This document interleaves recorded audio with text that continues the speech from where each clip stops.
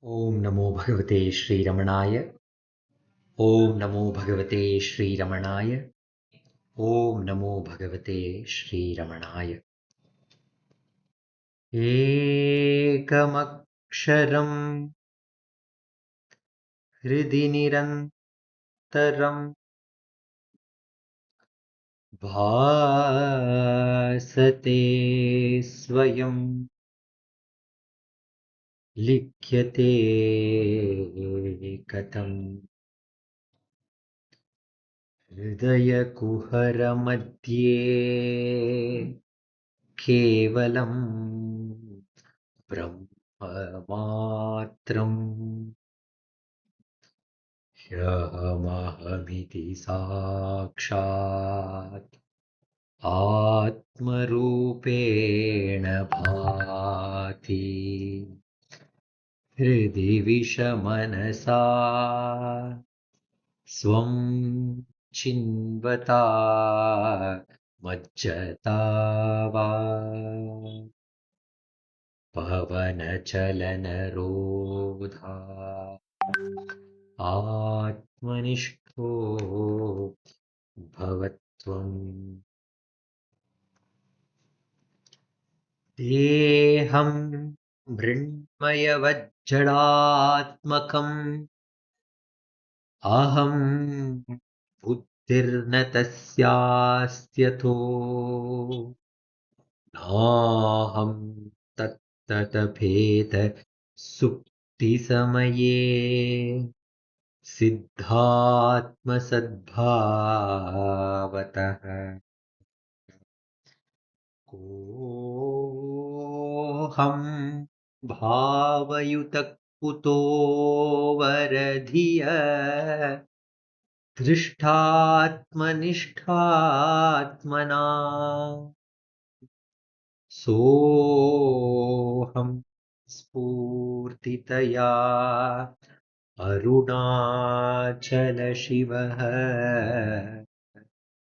पूर्णो विभाति स्वयं सोऽहं स्फूर्तितया अरुणाचलशिवः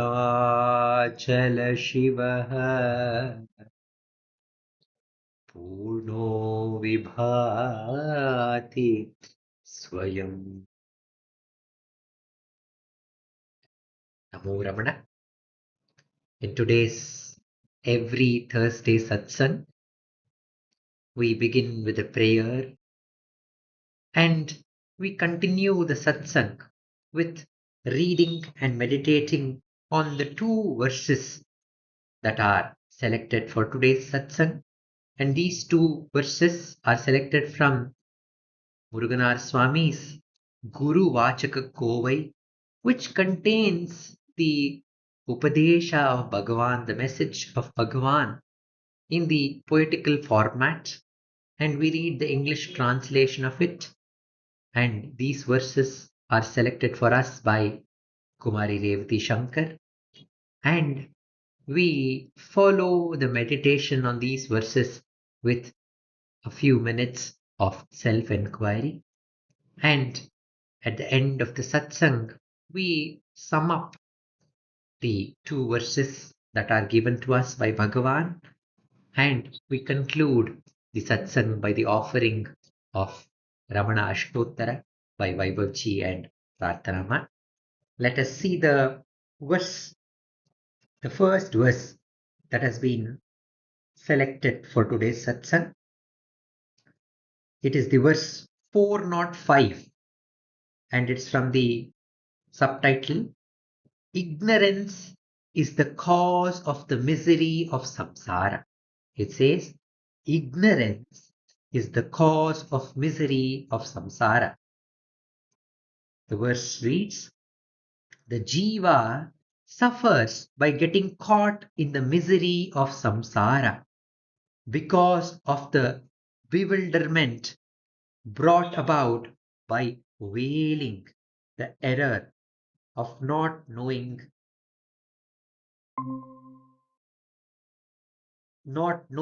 his real nature, the self. The jiva suffers by getting caught in the misery of samsara because of the bewilderment brought about by wailing, the error of not knowing his real nature, the self. Therefore, practice in the heart without a break, the sadhana of vichara that bestows true jnana by enquiring who is the I who suffers. Therefore, practice in the heart without a break, the sadhana of vichara that bestows true jnana by enquiring who is the I who suffers. Bhagavan is telling us that the jiva suffers by getting caught in the misery of samsara because of this wailing, which covers our own true nature as the self. Bhagavan gives the example of a person who is sitting in his house and it is night and he sees out of his window and he sees something very something whitish which is moving and which is creating a sound, and then the person is very scared. He thinks that it's a ghost and he locks up the window and the doors and he sleeps. But next morning, when he wakes up and he opens up the door very carefully to see whether the ghost is still waiting for him, he sees that it is only a lamp post and a piece of cloth has got stuck into that uh, lamp post, creating a fluttering sound and creating, because of the breeze, it is moving. Where was this ghost that the person saw last night? It is only in his own mind. It is only his own ignorance of not understanding. So, if one is suffering, one is feeling afraid, and when one is anxious, Ramana says, all these are only created by the half light of the mind. Mind, it only works in that half light, creating half is seen and half the mind imagines, and because of this imagination it creates this suffering, this worry, this anxiety. And Ramana says, instead of worrying about this imagination which this mind is creating, do not believe the mind. The mind is samsara. Turn within and ask, where, from what light does this mind work? From what light it is imagining all these things? Turn towards the light, and the light is the heart. And when we turn towards that light, it is the daylight. The Atma Surya shines bright. When that Atma Surya shines, you see that everything is clear and there is nothing to be worried about. There is nothing to be afraid of. Everything is happening perfectly, and one need not interfere in its happening. So Bhagavan has given us that even when you are suffering, when you are when you are seeing all this imagination that the mind is creating, like for example, we are seeing a movie. In Ramana's presence also, there were many movies which was played. They told us the movies of great sages and saints like Sant Mira and all others. Somebody brought the projector and the screen, and it was in the dining hall. It was projected, and Bhagavan also saw with all the devotees. So he gives in many places. He gives the example of the screen and the light. When we are caught up, what is the the movies that we see? It is only the play of light and shadow. So there's a light from the projector, and which is covered by a film, a movie film, which creates patterns on the screen. It projects patterns on the screen, and we are so caught up with these patterns, and we are suffering with the protagonist. If the protagonist is crying, we are also crying. If the protagonist is angry, we are also angry. If he's fighting, we also feel like fighting. So we are so caught up in that movie, which is only the play of light and shadow. So Bhagavan says, instead of getting caught in this light and shadow, understand it is not real. It is only a movie. It is already directed and it is only being projected. So you cannot change the story anyways. Neither will it make any sense if you are crying or laughing with that characters. You just have to enjoy and also understand that the movie passes. If the movie is not, if there's a sad scene, understand that it's not the end. Always in the end, it's always a good movie will end with a happy ending. So understand that it's not the you don't have to get carried away with the movie. Instead, even when you are getting caught in the movie, quickly move back and find out what is the light which lights up this movie. What is this light which is making me understand that I am suffering? What is that light which is making me worried? What is that light which is making me meditate on this verse? Turn towards that light within and abide there as the heart. He says, without a break, santatam, shalipara. Shalipara is without any boredom. You need to enter the heart and continue the sadhana, and that will take us to that Atma Surya, which is full of light, and that light will blind everything else, and we become that light. And once we become the light, we only see that very same light. Until then, we need to have faith in Bhagwan's word and do not get carried away with this half light of the mind, but turn towards that source of light, which is the heart. So Bhagavan has given us this path of self-enquiry. When thought arises, it is us getting caught up with the movie screen. And it is the mind which is telling us that there's a ghost outside the window. So as soon as the thought arises, you should not pursue that thought. He says, immediately you should turn your attention within and ask, for whom is this thought? And the answer is, for me. And quickly hold on to that I and ask, who am I? And this question will lead us to our own true nature, which is light. And through constant practice, this veiling which appears and covers us from our own true nature slowly drops, and we realize our own true self.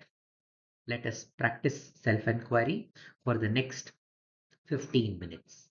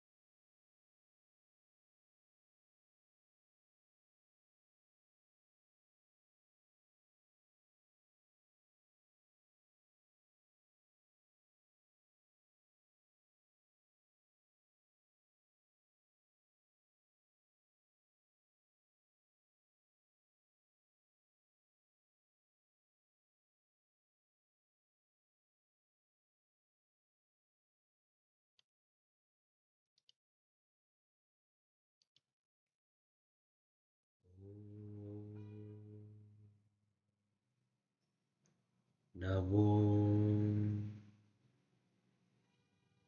Bhagavate Shri Ramana.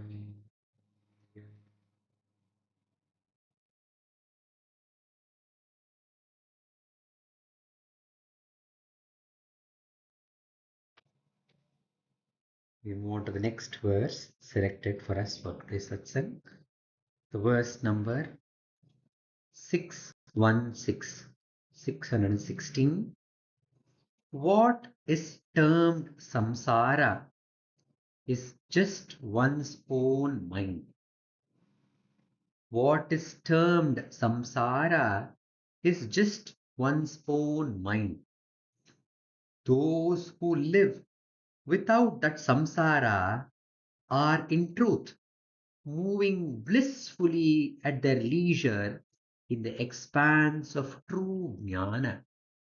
Even though their bodies through prarabdha may appear to associate with that samsara. Bhagavan says, what is termed samsara is just one's own mind. Those who live without the samsara are in truth moving blissfully at their leisure in the expanse of true jnana, even though their bodies through prarabdha may appear to associate with that samsara. We have a small explanation by Muruganar Swami. As mind alone is samsara, to the jnani whose mind has died, there is truly no bondage. A mind alone is samsara. To the jnani whose mind has died, there is truly no bondage. Even prarabdha is only a concept for him. Though he may appear bound to a body in a view of others, he is in fact strolling in the vast expanse, the vast space of consciousness. Muruganar Swami says, as mind alone is samsara, to the jnani whose mind has died, there is truly no bondage. Even prarabdha is only a concept for him. Though he may appear bound to a body in the view of others, he is in fact strolling in the vast space of consciousness. In Devika Lotram, Dr. Kalarani Langaswami used to remind us, Bhagavan says, Manam siridu asaya samsaram. If the mind just moves a little bit, we are caught in the samsaram. And here Bhagavan is telling samsaram is none other than our own mind. Ramanacentre Swamiji says in Malayalam, samsara means speaking. And this mind is also doing the same thing. Instead of being silent and still, it is always talking, talking, talking, talking, always doing samsara. And this talking makes us caught in this samsara. There's no end. If you leave the mind to give way for one thought in the mind, and this thought, it multiplies, multiplies, and makes us fall into the ocean of this thought and actions. We were meditating on the second verse of Upadeshasaram, Kritima Hodadau Patana Karanam Phalam Ashashvatam Gati Nirodakam. This, we think the action is supreme, but what does this action do? The action makes us fall into the ocean of actions. Kriti Mahodadau Patana Karanam, and the fruits that we get from the actions is not permanent. It is fleeting. You are happy for only few moments. And after that few moments of happiness, again, you need to do more action to get that same happiness. And it will not take us to our true purpose. What is the true purpose? To be happy all the time, to be eternal. And we remembered the story of one sadhu. The same story The Akhandananda Saraswati ji, he gives example of one sadhu. The story that we hear is about a sadhu having one loin cloth. And here, not even a loin cloth. He is simply sadhu doing sadhana in the forest. Somebody comes and gives him a small Bhagavad Gita booklet. Sadhu does not have to do anything about it. Somebody gave him one Bhagavad Gita booklet. He doesn't even need that Bhagavad Gita booklet, but somebody gave him. And that Bhagavad Gita booklet was eaten by a rat. And the sadhu thought, Ayo, this rat is eating my Bhagavad Gita. Until now, it is not his Bhagavad Gita also. Somebody has given him that free booklet. And he thinks of how to save my Bhagavad Gita from the rat. So he thinks of an idea of taking care of a cat. The cat will take care of the rat so he can be happy without any worries. But as soon as he got a cat, the cat ate up all the rats around and it was crying out of hunger. So this sadhu had to go to the nearby village, ask for some milk, and then he used to bring that milk, give some milk to the cat, and he also used to drink the other share of the milk and do his sadhana. But one day he realized, oh my God, every day I have to go to the village and get milk every day for the cat and myself. If I ask a wealthy donor for a cow and a calf, I can be happy. I can take care of the cow and calf and milk the cow and drink the milk and also give the milk to the cat. So my problem will be solved. So thinking, he goes and gets a cow and a calf from a donor, a wealthy donor, and he's milking the cow. And the cow, he had to take care of the cow. He had to take the cow for grazing. And after grazing, he has to clean the place where the cow is standing. So he has to build a shelter for the cow and protect it from the wild animals in the forest. So all these extra responsibilities came to his hand. And then he thought, if I had somebody who could take care of all these activities, of taking care of the cow and the cat and etc., he can do my sadhana. So he thought and he went to the village and he married a girl and became a samsari. And that was the beginning of the samsara. So we see that how one small Bhagavad Gita booklet, a small oscillation of the mind of taking care of that Bhagavad Gita booklet created a stream of thoughts and actions. And once it takes us to that ocean of samsara sagara, that's why it is called. So it takes us into the ocean of thoughts, ocean of actions.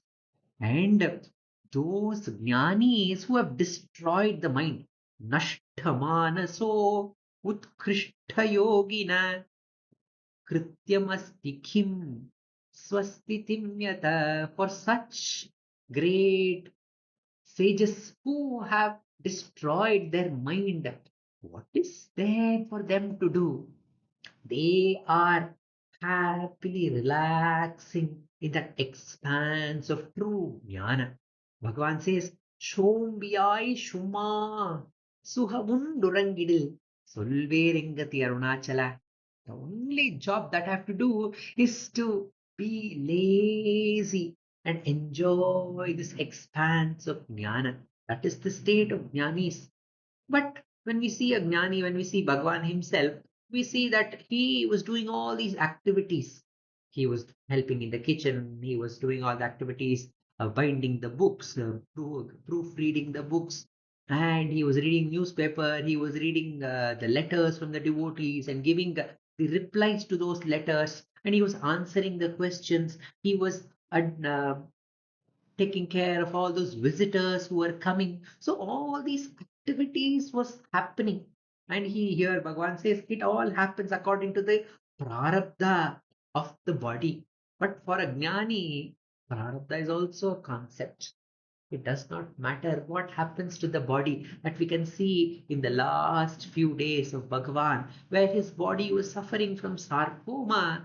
Even when the body was being operated, he was ever in that bliss The devotee says there was no change in his bewitching smile. His eyes were ever twinkling with that joy and peace, although his body seemed to be suffering. So, such was the greatness of Bhagavan, who was ever abiding in the self, and his mind completely destroyed. And Bhagavan says, even you can enjoy that leisure, even you can enjoy that state of a jnani if you understand what is this mind. Manasam tu kim margani krite naiva manasam marga arjavat. If you question what is this mind and you become still, then you will understand the mind is ever pure. The mind is nothing but our own self. If we understand that, it is the Nera Marga to get back to our own true nature. It is like the water which is mixed with the dirt seems dirty. So this way, the mind is mixed with the dirt. So it is we are feeling it is dirty. But when the mind becomes still, all the dirt will settle down and the mind reveals itself as the pure self. And we need to hold on to that pure mind.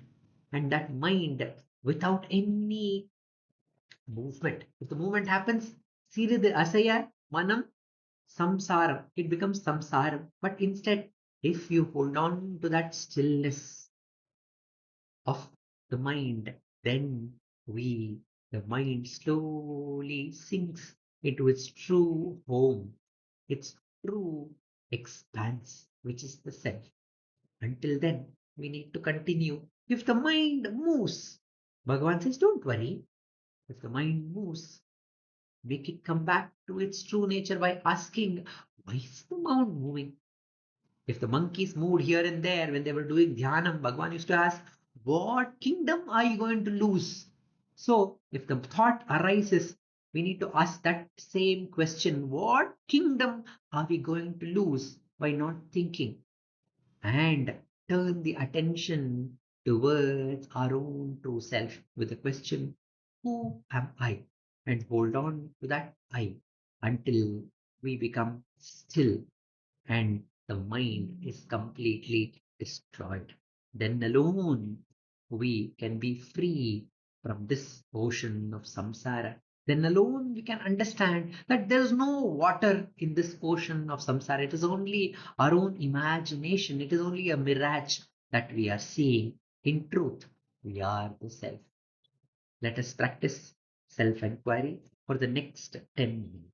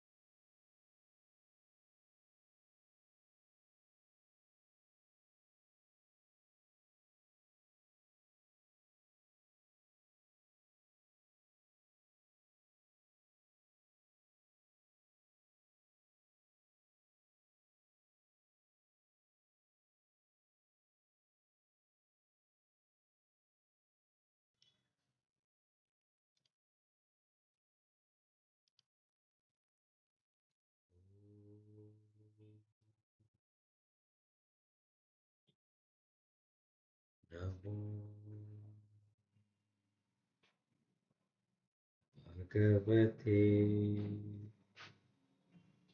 Shri Ramana.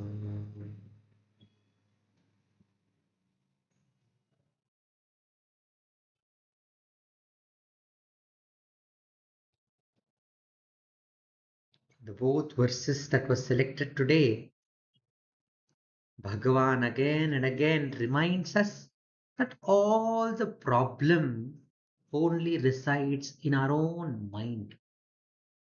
Because Bhagavan knows that we are living only in the mind. For us, the body is also in the mind. All the thoughts are only in the mind, and the whole world is also in our mind. Bhagavan says, when the mind arises, the world and its various conflicts and problems arises.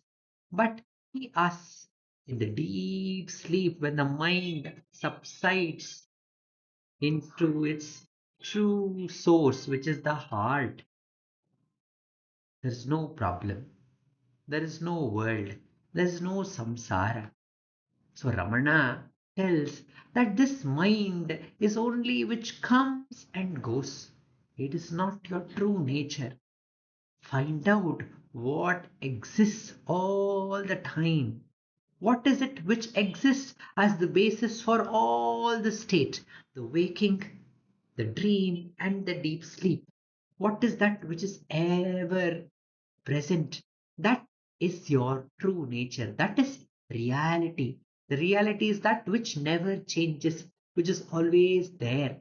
So, Ramana has given us the path to hold on to that reality by inquiring the mind and understanding this mind is nothing but moving thoughts. It is only a bundle of thoughts.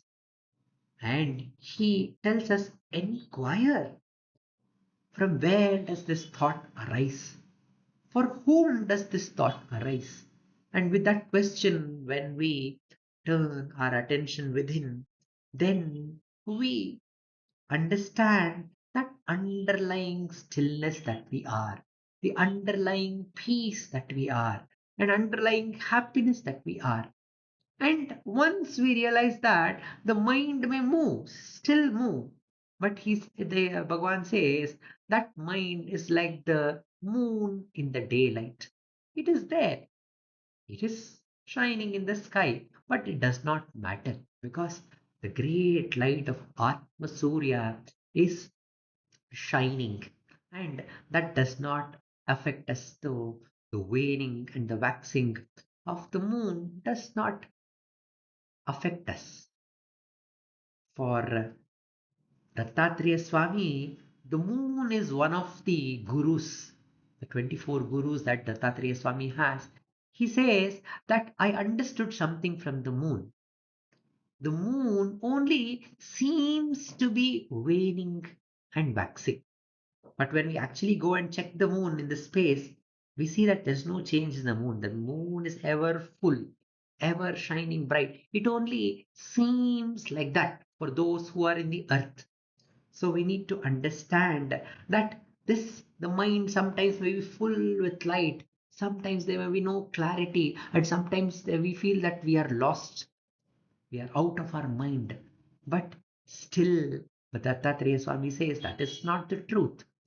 The mind is ever full, like the full moon, which is ever shining in the sky. The mind is ever full because it is shining because of the light of the self.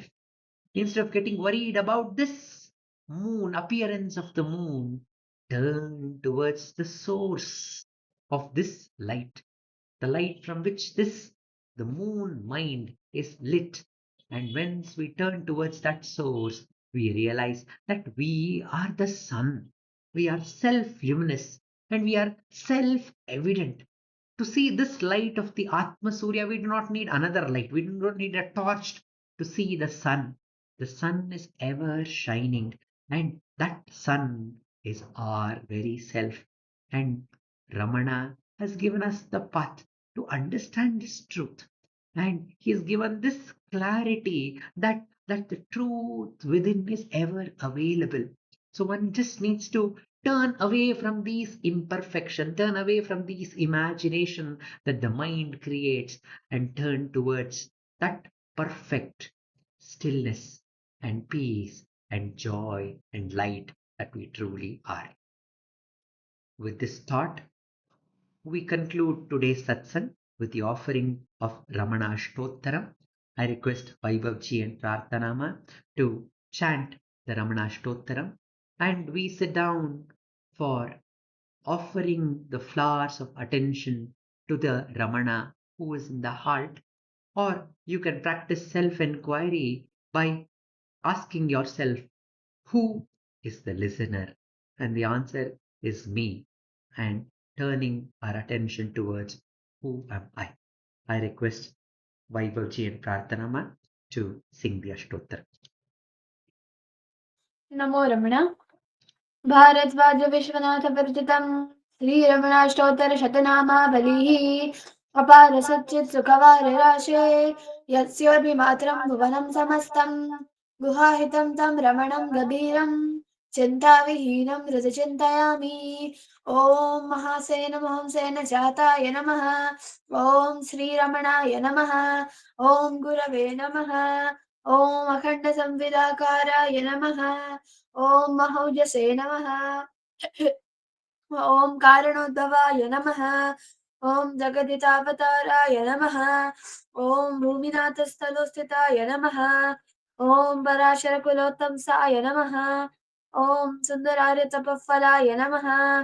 ॐ कमनीयचारित्राय नमः। ॐ सहायाम्बा सहायवते नमः। ॐ शोणाचलमहोलीनमानसाय नमः। ॐ स्वर्णहस्तकाय नमः। ॐ श्रीमद्वादशान्तमहात्रैरब्धविद्योदयाय नमः। ॐ महाशक्तिनिपातेन प्रबुद्धाय नमः। ॐ परमार्थविदे नमः। ॐ तीव्राय नमः। ॐ पितृपदान्वेषिणे नमः। ॐ इन्दुमौलिना पितृमते नमः। ॐ पितरादेशतः शोणशैलं प्राप्ताय नमः। ॐ तपोमयाय नमः। ॐ उदासीनाय नमः। ॐ महायोगिने नमः। ॐ महोत्साहाय नमः। ॐ कुशाग्रधिये नमः।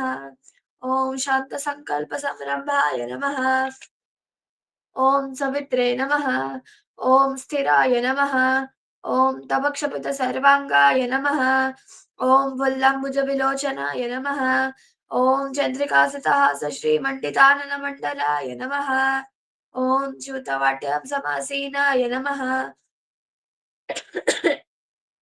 ॐ चूडिताखिलविभ्रमाय नमः। ॐ वेदवेदान्ततत्त्वज्ञाय नमः। ॐ चिन्मुद्रिणे नमः। ॐ त्रिगुणातिगाय नमः।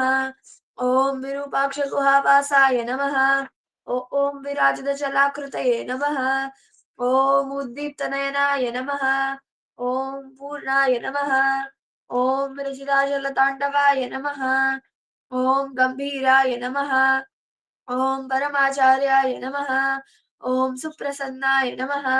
ॐ अभयप्रदाय नमः। ॐ दक्षिणासिनिभाय नमः। ॐ धीराय नमः। ॐ दक्षिणाभिमुखाय नमः। ॐ स्वराजे नमः। ॐ महर्षये नमः। ॐ भगवते नमः। ॐ ईड्याय नमः। ॐ भूमविद्याविशारदाय नमः। ॐ विमलाय नमः। ॐ दीर्घदर्शिने नमः। ॐ आप्ताय नमः। ॐ ऋजुमार्गप्रदर्शकाय नमः। ॐ समदृशे नमः। ॐ सत्यदृशे नमः। ॐ सत्याय नमः। ॐ प्रशान्ताय नमः।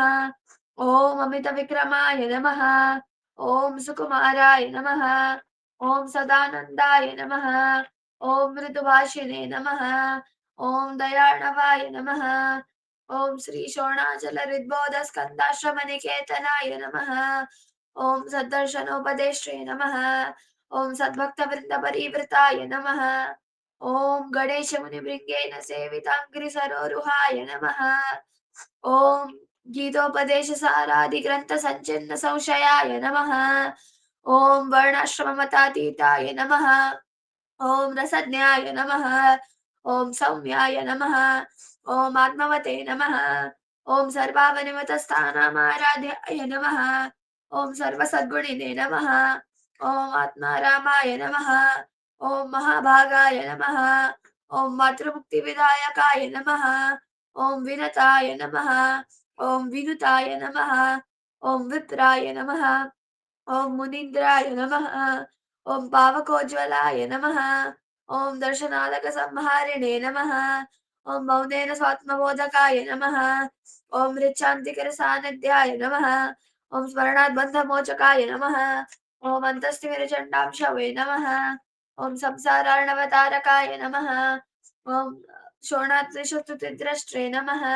ॐ हार्दविद्याप्रकाशकाय नमः। ॐ अविद्युतनिजप्रज्ञाय नमः।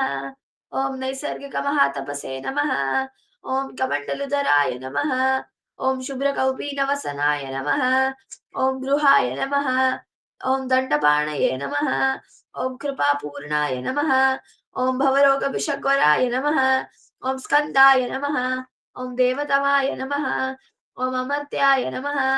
ॐ सेनान्ये नमः। ॐ पुरुषोत्तमाय नमः। ॐ श्रीरमण भगवते नमः।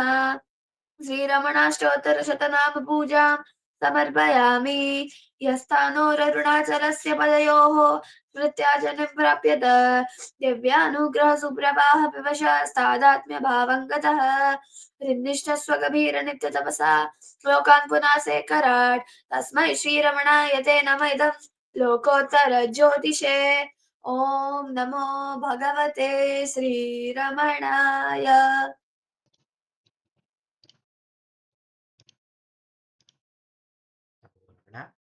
Thank you, Prarthana, for the beautiful chanting. Namo Ramana to all Satsangis. Om Namo Bhagavate Sri Ramanaya. NaMo Raman. NaMo